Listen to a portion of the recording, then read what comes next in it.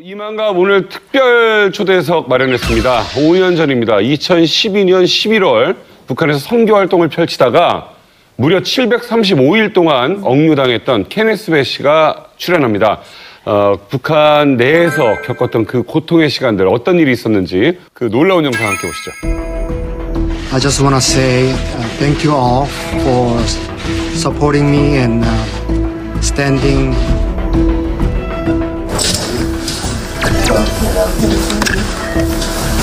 We can take it back. We will do that, yeah. We will kindly ask if they can have it.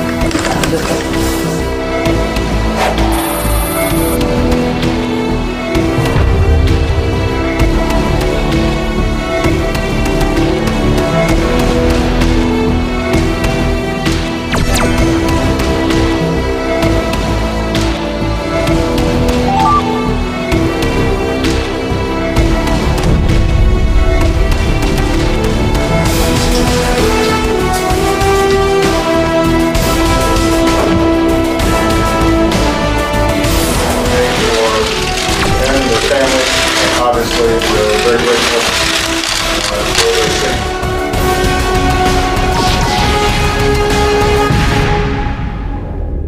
네, 네. 케네스 배 선생님 안녕하세요. 반갑습니다. 저희 이만갑에서 이렇게 뵐 일이 있을 거라고 상상도 못했는데 정말 반갑습니다. 네, 저도 반갑습니다. 2012년도 일이죠. 네, 그렇습니다. 얼마 전이요? 뭐 한 5년 전쯤에 이런 일을 겪으신 겁니다. 자, 그러면 혹시 이제 만나러 갑니다라는 프로그램을 알고 계셨습니까? 제가 알고 있었고요. 그리고 이제 제가 풀려난 다음에 거의 매주 빠짐없이 본 것 같습니다. 네, 그래서 그 중에서 특별히 기억나는 거는 아마 5주년 기념 아마 특집이었던 네. 것 같은데 중국에서 세 자매가 상봉하는 모습. 동생을 잃어버린 분들을 모셨습니다. 네, 이만갑이요. 두 분을 모시고 중국으로 향했습니다. 왔는데.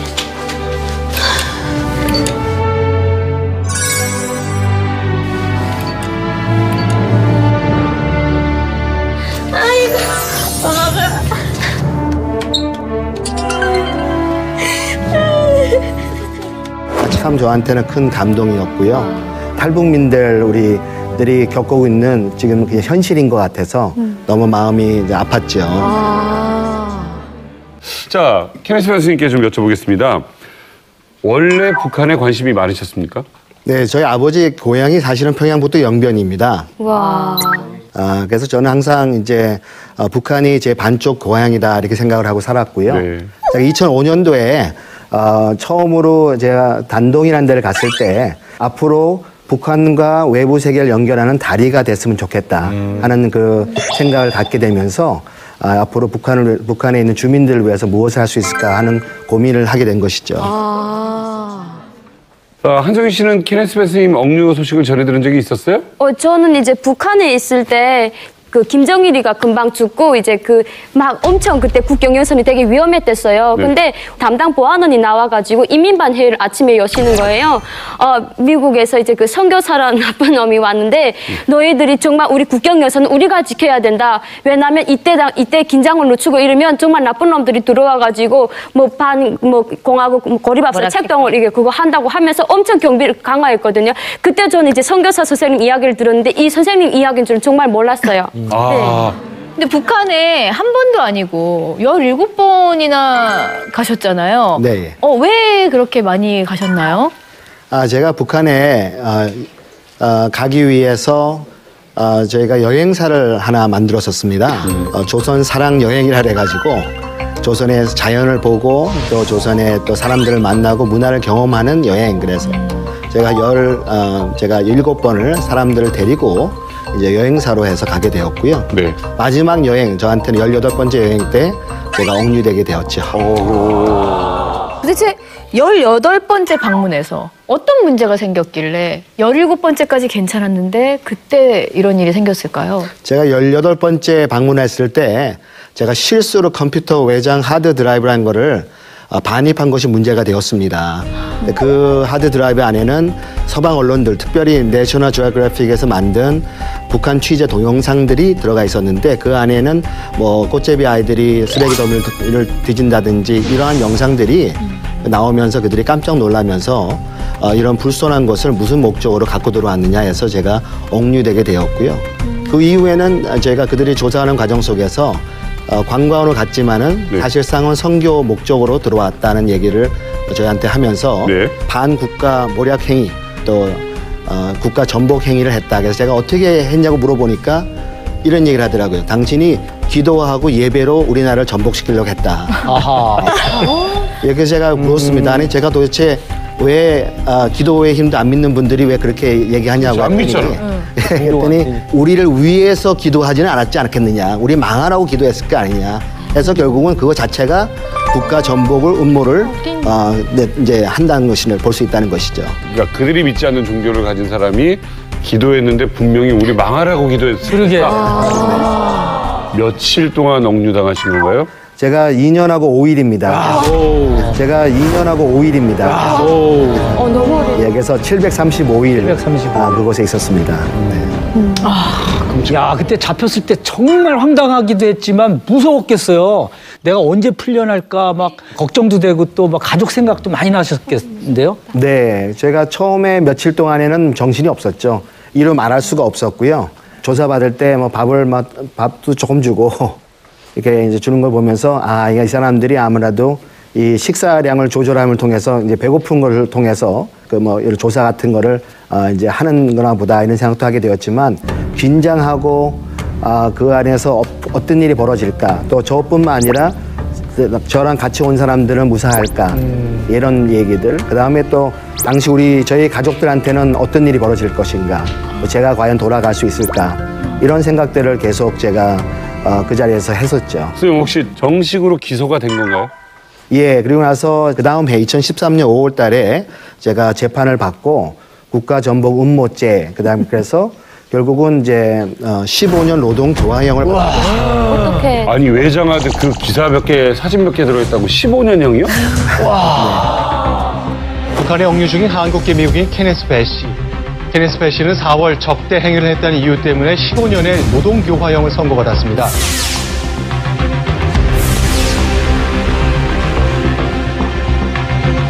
처음에는 사형 내지 무기징역이라고 얘기를 했습니다. 그래서 사형 내지 무기징역을 받아야 되는데 제가 그래도 그 기간 동안에 협조를 잘했기 때문에 참작을 해줘서 이제 15년형을 받게 됐다. 변호사도 없었을 거 아니에요, 그럼? 변호사요? 그분들이 변호사에 대해서 물어는 봤습니다. 혹시 변호사를 선정하겠는가? 그래서 제가 조선에서 북한에서 변호사가 무슨 소용이 있겠는가 생각을 했기 때문에 그렇게 제가 물어봤죠. 혹시 그러면 변호사를 좀 만나보고 결정하면 안 되겠습니까? 그랬더니 만나볼 수 없다. 그러면 언제 제가 변호사를 보게 됩니까? 했더니 재판 때 본다. 네. 형식적으로 그냥. 네, 그래서 뭐 그렇다면 제가 스스로 변호하겠습니다. 당시만 하더라도 제가 유일하게 풀려날 수 있는 길은 그냥 사실을 인정하고 받아들이고 협조하는 것이 저한테 유일한 방법이었기 때문에 그냥 원하는 그렇게 대로. 국가전복 음모 죄를 그냥 시인한 인정된 거예요? 것이죠. 말이 15년형이지 네. 사실 외장하드 때문에 15년형을 받으신 거잖아요. 그러니까 정확히 그 노동교화 15년형이 어떤 건가요? 네, 교화소에 갔더니 외국인 특별교화소라 그래가지고 지키는 사람 한 30-40명이 되는데 제가 유일한 죄수였습니다. 네, 아무도 없더라고요. 그야말로 미국 놈 처음 왔다고. 예, 선교사하고 목사지 미국 사람이지. 근데 말이 통하잖아요. 그러니까 이제 관심들을 좀 많이 받았고요. 그래서 아침 6시에 기상을 해서 한 8시부터 저녁 6시까지 주 6일을 나가서 이제 노동하는 것이죠. 그래서 처음에는 가서 이 밭에 가서 밭일도 좀 하고 혼자? 네, 예. 그거 콩도 좀 심고 빈매기도 하고 그다음에 뭐 나중에는 돌도 좀 나르고 뭐 이런 석탄도 좀 이렇게 좀 재를 나오면 부시기도 하고 그것을 밭에다 뿌리기도 하고 뭐 하수구 공사도 하고 여러 가지 그런 중노동이나 할 수 있는 중노동들은 이제 하게 된 것입니다. 여러 사람하고 어울려서 하는 게 아니라요? 저 혼자. 죄수가 한 명이었던 거죠? 제가 있었을 때는 당시에 제가 유일한 재수였고요. 네. 제가 나가서 일을 하게 되면 2명 내지 3명이 따라 나와서 총을 차고 저를 지키고 있죠. 고문은 안 하던가요? 네, 저한테 특별하게 특별한 다른 고문 행위는 가해지지 않았고요. 하지만 노동교화형이라는 것은 제가 가서 할 수밖에 없게 되었습니다. 일을 하는 거죠. 노동교화형 15년이면 이제 무기징역 사형 다음에 이제 그거기 때문에 최고형을 받은 것인데 일단 그런 게 있어요. 그러니까 그 국내인하고 외국인은 차별을 두거든요. 근데 외국인이라고 할지라도 이 외국인이 이제 비공개 상태로 잡혀간 경우에는 다 고문하고 다 때리고 그렇게 합니다. 그런데 케네스 베 같은 경우에는 이제 공개된 사람이고 언젠가 써먹어야 되거든요. 그러니까 이런 사람 절대로 고문하진 않아요. 그리고 이제 북한에 대해서 악감정 가지게끔 안 하게 해줍니다. 그렇죠. 나중에 언젠가 나갈 것 같으니까. 그러니까 나갈 사람과 못 나갈 사람을 확실하게 구분해가지고 못 나갈 사람은 철저하게 고문도 하고 별짓 다 합니다. 케네스 교수님. 네. 북한에서 이렇게 노동하다 보면 말 거는 사람도 있을 거 아니에요. 네, 뭐 그런 분들도 있죠. 뭐라든가요? 네. 처음에 콩농사를 하고 있는데 제가 처음 하는 거니까 뭐 잘 못하고 하니까 이제 교화소 소장 선생님이 지나가다가 저한테 이렇게 보면서 농사 처음 해봤나 그러더라고요. 그래서 농사 처음 해봤습니다. 했더니 농사는 어떻게 밥 먹고 사나 그러더라고요. 그래서 제가 농사는 농부가 짓고 그다음에 어부는 고기를 잡고 쟤는 쌀은 슈퍼마켓에 가서 하죠. 그랬더니 아니 그러면 당신은 어떻게 살았나 그러더라고요. 어떻게 하면 그래서 제가 가서 저는 말로 먹고 살았습니다. 저는 말로 먹고 살았습니다.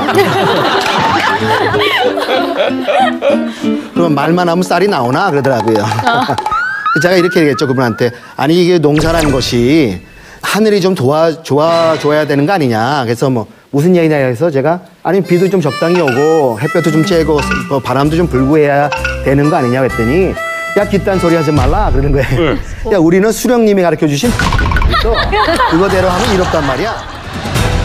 아니 비도 좀 적당히 오고 햇볕도 좀 쬐고 바람도 좀 불고 해야 되는 거 아니냐 했더니 야 깃단 소리 하지 말라 그러는 거예요. 야 우리는 수령님이 가르쳐주신 주천된 곡부터 그거대로 하면 이렇단 말이야. 그래서 하늘은 무슨 하늘이가 이러고 이제 지나갔는데 하필 그날 밤에 억수처럼 비가 내렸어요. 폭우가 왔습니다. 네, 그리고 나서 그 다음날 아침에 제가 밭에 이제 일하러 나갔더니 선생님이 지나가면서 풀이 죽어 있길래 제가 아니 어젯밤에 무슨 일이 있었습니까? 했더니 어젯밤에 비가 와가지고 우리 밭이 다 잠겼어 물에 잠겼더라고요. 그래서 보니까 저분들이 농사하는 밭은 다 잠겨 있고 제가 농사하는 밭은 멀쩡하더라고요. 아니 해본 농사도 아니신데 어쨌든 농사를 하는 게 좀 힘들었을 것 같아요. 어쨌든요. 근데 쉬게 해줍니까? 월요일부터 토요일까지는 일을 해야 되고요. 일요일 날에는 이제 하루를 쉬게 해줍니다. 근데 쉬는 게 쉬는 것이 아닌 게 왜? 아침 9시부터 이제 밤 10시까지 테레비를 시청하게 합니다. 예. 그래서 이제 거기는 이제 중앙방송밖에 안 나오기 때문에 하나밖에 안 나오는데 나가서 일하는 게 사실 편할 수가 있는데 왜냐하면 나오는 이제 대부분의 그 방송 내용이 그걸 거기식으로 따진다면 수령님, 장군님, 원수님에 대한 것만 나오니까 그래서 그걸 자꾸 그렇게 보게 되면 한 몇 달 지나가면은 점점 이런 생각이 들어요. 참 훌륭하신 분들이다. 훌륭하신 분들이다.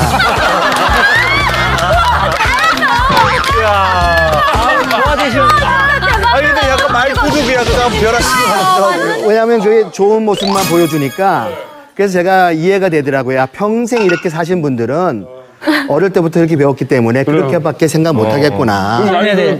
저 중간에 TV 중간에 뭐 좀 재밌는 건 안 나와요? 이제 방송 중간에는 거기는 광고가 없고 주로 이제 그쪽식 찬송가들이 있죠. 네, 노래. 그러니까 찬양가들이 수령님 찬양가, 장군님 찬양가가 있는데 요새는 제가 있을 때는 이제 모란봉 악단이 이제 유행하는 시기였기 때문에 이런 노래 자체가 이런 게 있어요. 잔악계나 원수님 생각. 있어요. 고백, 불타는 사랑, 이런 것들이 있습니다. 근데 그런 것도 자주 듣잖아요. 그러면 따라하게 됩니다. 선생님, 밤에다가 선생님도 모르게 켜가지고 따라할 수 있죠. 잔악계 수령님 생각. 근데 제가 궁금한 거는 그쪽 간수분들하고 아무래도 좀 이렇게 얘기도 많이 하시고 많이 통하니까. 이게 좀 친하게 되거나 네. 또 무슨 얘기를 또 이렇게 많이 하셨는지 그게 좀 궁금하거든요. 나중에는 뭐 그런 식으로 발전이 되죠. 아무래도 사람들이 사는 곳이기 보기 때문에 물어봐요. 저 남한은 도대체 얼마나 잘 사냐 뭐 이런 것도 물어보는 사람들도 있습니다. 그러면은 제가 이렇게 얘기를 하죠. 그러니까 어느 나라나 잘 사는 사람이 있고 못 사는 사람들이 있는데 남한에는 보통 뭐 자기 집이 있거나 전세나 월세 개념으로 아파트 같은 데 살고 있고 그리고 아이들 대학 보내고 뭐 집이 차는 한두 대씩은 다 있고 그리고 뭐 해외여행도 1년에 한두 번씩 다닌다 했더니 야, 그거 말이 되는 소리 하지 말라고. 말이 안 된다. 그런 얘기를 하죠. 그래서 아니 어떻게 통행증은 어디 있어서 이렇게 다닐 수가 있고 돈은 어디 있어가지고 해외여행까지 갈 수 있느냐. 이런 얘기를 그분들이 또 합니다. 그래서 제가 남한의 경제 규모가 북한보다 40배나 크다고 하면은 도저히 믿을 수가 없다. 그래서 너무나 거기 계신 분들은 우리 남한 실정을 모르고 또 제가 거기서 느낀 것은 우리는 또 북한 실정을 너무 모른다. 그것을 제가 그곳에서 체험할 수 있게 된 것이죠. 선생님, 속으로는 너무 많은 기도를 하셨을 거예요. 힘들 때마다. 근데 이제 식사하시기 전에 kum하다. 이거는 좀 애매하죠? 아니 그렇지 않습니다. 왜냐하면 제가 선교사라는 것을 그분들 알고 있었기 때문에 한 가지 제가 그분들한테 배려를 저한테 해준 것은 성경책을 보게 해줬습니다. 성경을 읽고 제 나름대로 예배도 드리고 기도할 수 있게 그들이 해놨습니다. 그래서 거기 규칙에 보면은 잡지나 신문, 책을 볼 수 있다 돼 있는데 가로치고 성경 포함 이렇게 아예 벽에 이렇게 붙어 있습니다. 야, 이건 처음 듣는 얘기예요. 그래서 외국인들에게 대해서는 그렇게 해주고 그것이 결국은 나중에 풀려났을 때 특별한 인권 유린 행위가 있었느냐 하는 대답을 할 수 있게 아마 그러한 의미로 그렇게 한 것 같습니다. 그래도 케네스 배 선생님께서 그렇게 2년 동안 계셨다고 하셨는데 어떤 게 가장 힘들었었는지 궁금하거든요. 네, 아마 가장 힘들었던 것은 아마 기다림이었다고 생각합니다. 예. 집에 가는 것은 확신했지만 언제인지 몰랐고요. 그러니까 아무래도 그야말로 노동의 강도도 세고 네. 그리고 또 음식이나 이런 것이 좀 부족하기 때문에 아마 제가 처음에는 좀 저한테 배려를 좀 해줘서 뭐 빵도 주고 뭐 잼도 주고 뭐 바다도 주고 미국 사람이라고 그렇게 좀 배려를 해주다가 겨울철이 되니까 그런 게 없는 거예요. 그냥 뭐 아마 그냥 그 밥하고 네. 그다음에 이제 짠지 2-3개 그다음에 뭐 국 이렇게 저한테 배려를 해줬습니다. 그랬는데 이제 그러다 보니까 뭐 한 2-3개월 있으니까 27kg가 빠지더라고요. 영양실조가 돼가지고 병원으로 이제 옮겨져서 치료받기도 하고 그런 과정 속에서 제가 뭐가 제일 그리웠냐고 그 사람들이 물어보길래 제가 이런 얘기 했어요. 다 4가지가 있는데 다 영어로 F로 시작을 한다고. 그 중에 하나가 이제 아무래도 프리덤이죠. 자유고, 그다음에 2번째는 패밀리고, 가족이고, 3번째는 프렌즈고, 4번째는 이제 푸드다. 싶은 거 먹지 못하는 거. 이것도 또한 굉장히 힘든 일이다. 이렇게 생각합니다. 와, 어떻게 다 F로 시작하네, 그러고 보니까. 그래도 그 중에 저는, 패밀리. 늘 그 가족은 그리웠을 것 같은데 그게 제일 힘들지 않았을까요? 아무래도 그렇죠. 예. 그래서 아마 제가 가족들이 제일 보고 싶었을 때는 아마 집에 갈 뻔했는데 못 갈 때. 그래서 아마 곧 해결될 거로 생각했는데 해결되지 않을 때. 그럴 때가 가장 어려웠고요. 그럴 때마다 제가 가족들이 보내온 편지와 또 사진들을 이제 계속 보게 되죠. 첫 6개월 동안은 제가 일부러 사진들 많이 보지 않았습니다. 왜냐하면 마음이 약해질까봐. 예, 그래서 아마 마지막 1년 정도에는 거의 뭐 매일같이 가족들 사진을 보고 또 제가 기다리는 사람이 있다는 것을 알고 그곳에 자포자기하지 않고 또 우리가 견뎌낸다면 언젠가는 다시 만날 것이다 이 생각을 하게 되었죠.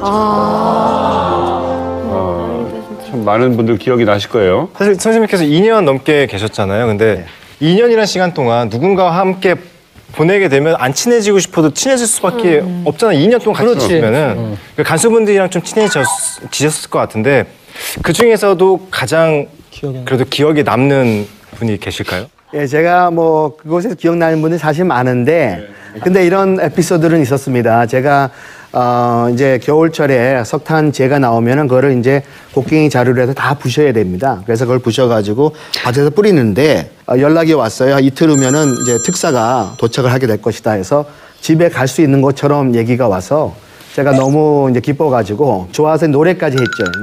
이제는 우리가 헤어져갑시다. 다음에 또 만나요. 그랬더니 이분들이 이래서 야, 그거 슬픈 노래 하지 말라 그런 거예요. 어머. 자기는 어딜 가네. 정말은. 말동무 되고 좋은데 좀 더 있자. 그러더라고. 벌써 갈라 그러나 그렇게. 친해졌군요. 네. 거기도 사람들이죠, 다. 네. 헤어질 때 이제 소정 선생님이 저한테 딱 한마디만 하더라고요. 그냥 또 봅시다. 이렇게. 그분의 얼굴에 눈물이 글썽글썽한 모습을 보면서 제가 거기 있었던 시간들이 그분들과 정말 진실된 시간들을 가졌구나. 그래서 사람은 어디나 똑같구나. 이분들이 제가 밤에는 이제 정전이 잘 됩니다. 12시간 정도가 이제 전기가 안 들어오는데 그러면 의자에 한두 시간씩 앉아 있어야 되는데 그때 제가 주로 노래를 많이 했죠. 뭐 유행가도 하고 그쪽 노래도 따라 부르기도 하고 뭐 이랬습니다만은 노래를 하다 보면 그 사람들이 자꾸 들어요. 그러다가 나중에는 저한테 와서 그러더라고요. 아니 당신 좀 이상하다는 거예요. 왜 그러냐 했더니 우리가 간수고 당신이 죄수인데 왜 당신이 더 행복해 보이느냐. 어떻게 해서 이렇게 풀려나가시게 된 거죠? 11월 8일 날 아침에 인터뷰를 한다고 저를 데려갔는데 가보니까 제가 이제 특별 사면을 받게 됐다는 얘기를 그때 들었죠. 예, 그래서 조금 기다리다 보니까 미국 사절단들이 들어와서 이렇게 자리에 앉고 조금 있으니까 김원홍 국가보위 부장 당시에는 그분이 이제 군복을 다 입고 들어오셔가지고는 이제 특별 사면에 대해서 그래서 이제 김정은 최고사령관 명령 전달식이란 걸 했습니다. 예, 그래가지고 미 공민 배준호 범죄자 배준호를 특별 사면에 대하여 이렇게 해가지고 뭐 이렇게 쭉 이제 얘기를 쭉 읽어가면서 나중에는 2014년 11월 6일 김정은 최고사령관 이렇게 이제 해서 저를 이제 보내주는 그런 절차를 하게 된 것이죠. 기분이 어떠셨습니까? 그때는 뭐 아직도 이것이 현실인지 분간이 안 됐었고요. 그때는 보면 이제 비행기가 미국에서 이제 큰 유나이티드 스테이트 아메리카라고 크게 써 있는 큰 전용기가 왔었어요. 그래서 비행기가 거기에 보니까 한 20-30명 이상의 사람들이 저를 데리러 왔더라고요. 네, 그래서 제가 굉장히 그때는 너무 고마웠었고 또 죄송하기도 했었죠. 비행기를 올라타고 이제 가족들이 있는 이제 미국 땅에 내려서 저희 가족들이 제가 내리는데 이제 다가오는 모습을 보면서 그때는 이제 알게 되었죠. 예, 지금 저는 지금 사는 삶은 다 덤으로 사는 인생을 생각합니다. 저는 풀려났지만 그곳에 아직도 풀려나지 못하신 많은 분들이 계시기 때문에 지금 살고 있는 삶 자체가 다 덤으로 사는 것이 아닌가 생각합니다. 그럼 선생님 이후에도 지금 또 있습니까? 지금 제 이후에도 지금 미국 국적을 가진 분이 3분, 그다음에 캐나다 국적 가진 분이 1분 이렇게 해서 지금 그곳에 지금 옥류돼 있는 상태로 지금 계십니다. 아니 선생님 요즘에는 직접 탈북민을 구출하고 돕는 일까지 하신다고 하는데 구체적으로 어떤 도움을 주시나요? 네, 저는 지금 서빙 라이프라는 단체에서 일을 하고 있는데요. 이 단체에서 하는 일들은 탈북민들 구출 지원 정착, 특히 이 탈북민들이 북한에서 나왔지만 중국에서 인신매매를 당해서 이제 그곳에서 이제 아이들을 낳고 살다가 북송당하거나 행방불명이 되신 분들이 있습니다. 근데 그들이 남겨놓고 간 아이들이 있어요. 저희가 소망의 집이라는 그러한 고아 시설을 만들어 놓고 중국에서 그런 일도 하고 있고요. 앞으로는 저희가 특별히 엄마 아빠는 있지만은 이제 아주 산골이나 어려운 데서 살고 있기 때문에 아이들 교육이나 이런 면에서 굉장히 어려운 분들을 저희가 도시에서 학교도 보내고 아이들을 교육도 시켜주고 하는 뭐 그런 일들도 지금 계획 중에 있습니다.